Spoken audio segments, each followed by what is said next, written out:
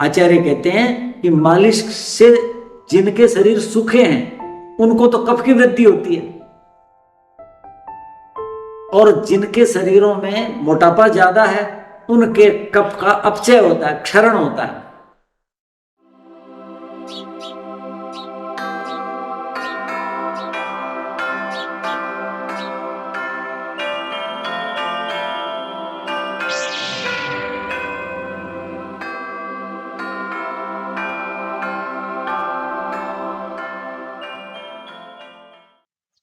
हेमंत चर्या, उसमें चरक लिखते हैं आगे, अभ्यंग उत्सादनम मूर्धनि तैलम। क्या कहते हैं आगे पंक्ति में? अभ्यंग, अभ्यंग यानी मोटे रूप से आप मानो मालिश, शरीर की मालिश करना। उस पर पहले विचार करते हैं, अन्यों पर बाद में करें। हेमंत ऋतु में और शिशिर ऋतु में शरीर के अंदर रूक्षता बढ़ती है। पिछले व्याख्यानों में मैंने चर्चा की थी, क्या बढ़ती है? रूक्षता बढ़ती। क्यों? शरीर की जितनी अग्नियां हैं वो सारी जठर में, जठराग्नि में केंद्रित हो जाती है और वो बलशाली हो जाती है। और जो कुछ मिलता है, जैसे कहते हैं ना कंकर हजम पत्थर हजम सर्दी में, यानी अग्नि इतनी बलशाली हो जाती है। जिनके शरीरों में पाचन शक्ति कमजोर है, जिनको भोजन ठीक नहीं मिलता, शरीर कमजोर है, उनकी स्थिति बहुत खराब हो जाती है हेमंत ऋतु। आप देखेंगे कि त्वचा के ऊपर रुक्षता, बालों के अंदर रुक्षता, यानी जहां बाल उगते हैं वहां देखते हैं रुक्षता आ जाती है। एड़ियां फट जाती हैं, पैरों में रुक्षता आ जाती। तो इस ऋतु में अभ्यंग जो मालिश है वो घृताद अष्टगुणम तैलम मर्दने न तु भक्षणे। ये कहा था ना कि गोरस और इक्षुरस का बहुत सेवन करो। तेल की जो मालिश है, तेल का जो सेवन है, यानी मालिश के माध्यम से करना है। क्यों? घृताद अष्टगुणम, घी से 8 गुना लाभ देता है तेल। कैसे? मर्दने, मालिश करने से, न तो भक्षणे, खाने में नहीं। गरीब लोग जो घी खा नहीं सकते वो खाएं, तिल का तेल खाएं। उनके लिए मैंने कहा कि उसके अंदर मधुरस भी होता है, वो बहुत गर्म भी होता है, और बहुत प्रकार के उसके अंदर तत्व है जो सरसों में नहीं होते। लेकिन घी से 8 गुना लाभदायक है तेल। कब? मर्दने, मालिश करने। इसलिए चरक लिखते हैं कि अभ्यंग करना है, मालिश करना। अब मालिश क्या है? त्वचा के माध्यम से तेल शरीर में पहुंचाना है, जिह्वा के माध्यम से नहीं। आई बात समझ में? 5 ज्ञानेंद्रियां है ना, तो ज्यादातर हम चीजें क्या जिह्वा के माध्यम से लेते हैं। लेकिन तेल जो है वो तेल, केरल में तेल चिकित्सा करते हैं, तेल चिकित्सा करते हैं, यानी वो तेल के माध्यम से औषधि शरीर में पहुंचाते हैं। और तेल किसके माध्यम से शरीर में जाता है? त्वचा के माध्यम से जाता है। तो इस ऋतु में हमें अपने शरीर को दृढ़ और मजबूत बनाना है, तो तेल मालिश करनी है। तेल क्या है? गर्म होता है, इस ऋतु में गर्म चीज चाहिए। तेल स्निग्ध होता है, स्निग्ध चीजें इस ऋतु में चाहिए। बताया था ना, स्निग्ध चीजें खानी है, जैसे घी। लेकिन घी क्या है? शीतल है, इसलिए नहीं। और घी जो है उससे अधिक वायु का नाश तेल करता है। और इस ऋतु में विशेषकर जो वृद्ध हैं, बड़ी आयु के लोग हैं, 25 के बाद जिनकी धातुएं बनती कम है और क्षीण ज्यादा होती है, उन लोगों के लिए ये वरदान होता है। क्यों? कि शरीर में रुक्षता आएगी, रुक्षता आएगी, धातुएं क्षीण होंगी तो स्थान रिक्त हो गया और वहां वायु स्थान बना लेगी। वायु को दूर करने वालों में सबसे उत्तम तेल है, सबसे उत्तम तेल है। लेकिन कैसे? खाने में नहीं, त्वचा के माध्यम से, मालिश के माध्यम से उसको शरीर में पहुंचाना है। इसलिए इसकी महत्ता बहुत ज्यादा है। अन्य ऋतुओं में नहीं कर सकते।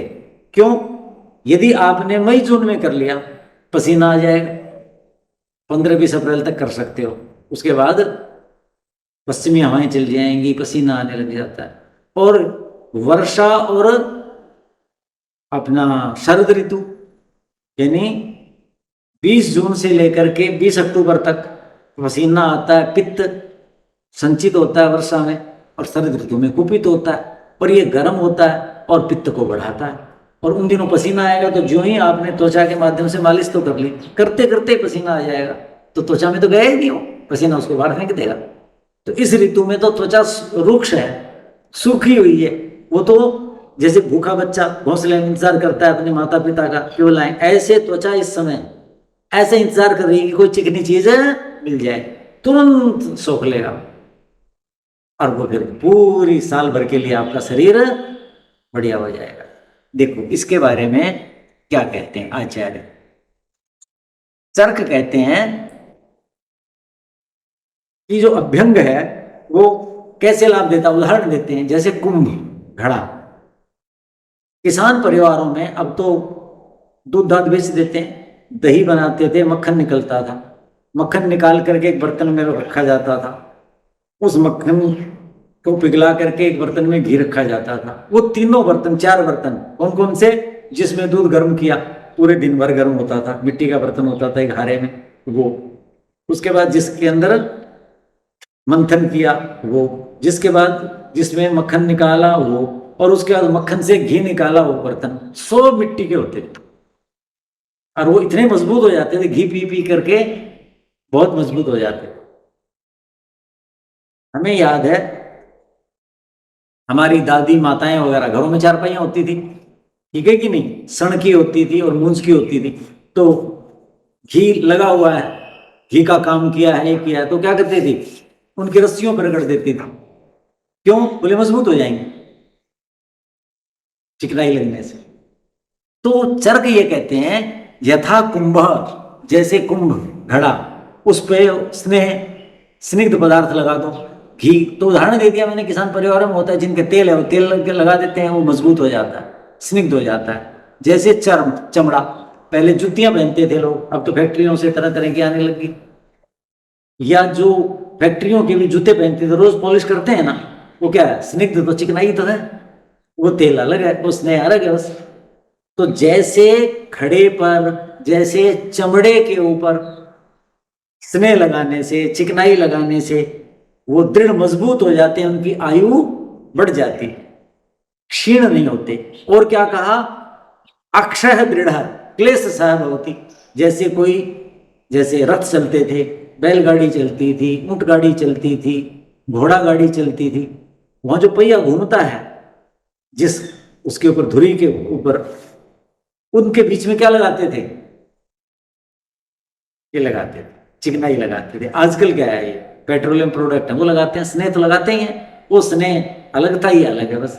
तो उससे क्या होता है कि वो लंबे समय तक कार्य करता है और उसमें कार्य करने में सरलता भी होती है।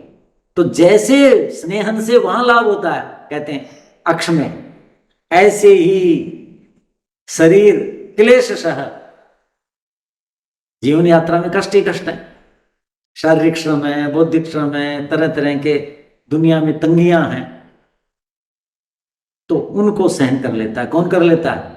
अलग अलग ऋतुएं हैं, वो प्रहार करती हैं, वायु प्रहार करती है, शीतल हवा प्रहार करती है, जल प्रहार करता है, शरीर क्षीण होता है और मानसिक वेदनाएं तो होती होती है। तो ऐसा शरीर क्लेश सा, जैसे ये मजबूत और दृढ़ हो जाते हैं, ऐसा हो जाता है, चरक ये कहते हैं। आगे क्या कहा, सुश्रुत क्या कहते हैं, देखो, अभ्यंगो मार्दव करा, अभ्यंग करोगे तो शरीर में त्वचा क्या होगी, मृदुता पैदा करेगा। अब देखो मालिश कर करके, स्नान करके उसके बाद शरीर को हाथ लगा के देखो कितना कोमल हो जाएगा।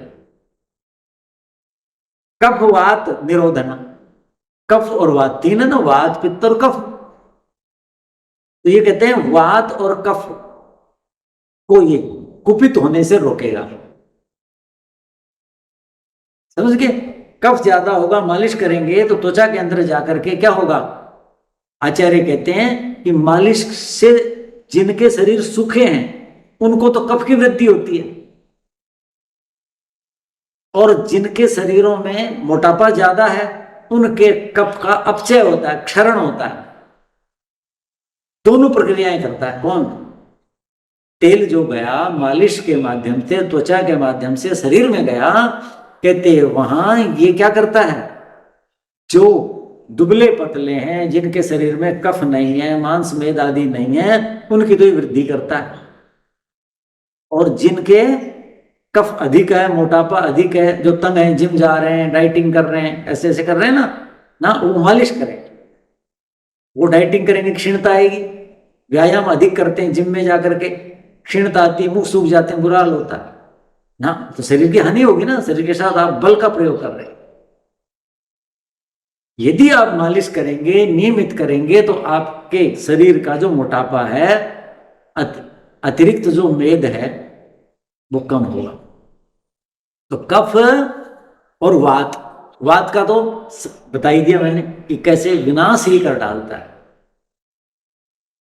वात नाशक जितने भी पदार्थ हैं उनमें सबसे उत्तम कौन है?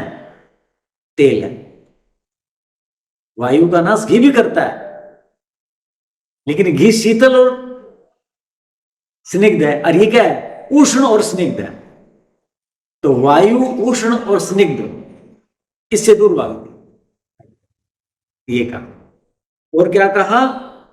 धातु नाम पुष्टि जनन।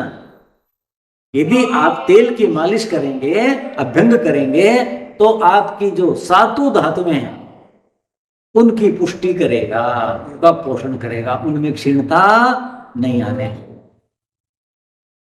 मृजा वर्ण बलप्रद, मृत त्वचा में जिसको रुक्षता नजर आती है कि मेरी त्वचा रूखी सी है, इस बच्चे की रूखी है, देखो इसको कितना खिलाते हैं, कैसा सूखा सूखा सा। त्वचा कईयों की तैलीय नहीं होती, तो जिनकी रूक्ष त्वचा है, इसका मतलब वायु का प्रभाव ज्यादा है, तो उसमें कहता है तरलता लाएगा, और त्वचा का जो वर्ण है उसको भी आकर्षक बनाए, त्वचा के रंग को बलप्रद और शक्ति देता है। क्या? अभ्यंग, तेल मालिश।